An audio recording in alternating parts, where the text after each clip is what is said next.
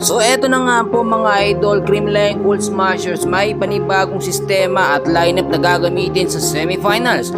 Well, bago natin yan pag-usapan at ipagpatuloy mga kaibigan, please huwag niyo muna kakalimutan na mag-like and subscribe sa ating channel. Maraming salamat po. Matapos nga po ang huling naging laban ng CCS kontra sa koponan ng Cherry Tigo Crossover, nakita naman natin set 4 lamang inabot mga kaibigan. At napakaganda ng ginawa ng CCS. Doon nakita natin yung rotasyon ng mga player ng Creamline mga kaibigan ay talagang hindi po nawawala, no?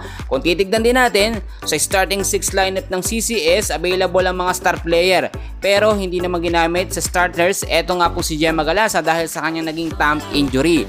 Sa pagkakatong ito, semifinals na mga idol, inaasahan natin na medyo mas mabibigat na, no, ang magiging labanan dito, no, at hindi na basta-basta lamang.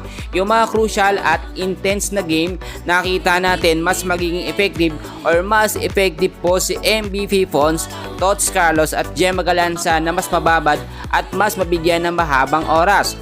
Pero sa opening naman ng set, sa starting 6 lineup, mas maganda na nandyan si Alyssa Valdez, no, Fangs Panaga at Kyle Negrito. Ang sinasabi ko mga kaibigan, ngayon pa lamang po nakita naman natin ang Creamline Cool Smashers ay sagad-sagad na sa kanilang pag-ensayo at pagpapractice. Yung assurance kasi na makuha nila, no, or makapasok sila sa finals ay napakalaki po talaga.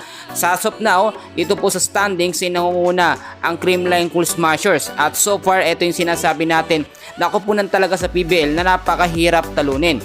Ang Creamline Cool Smashers lamang yon. Ngayon marami nagtatanong paano naman daw yung mga bench player ng Creamline na hindi nakakapaglaro, no, or hindi nabibigyan ng playing time. Hindi na nga daw ba sila makakapaglaro sa semis or sa finals?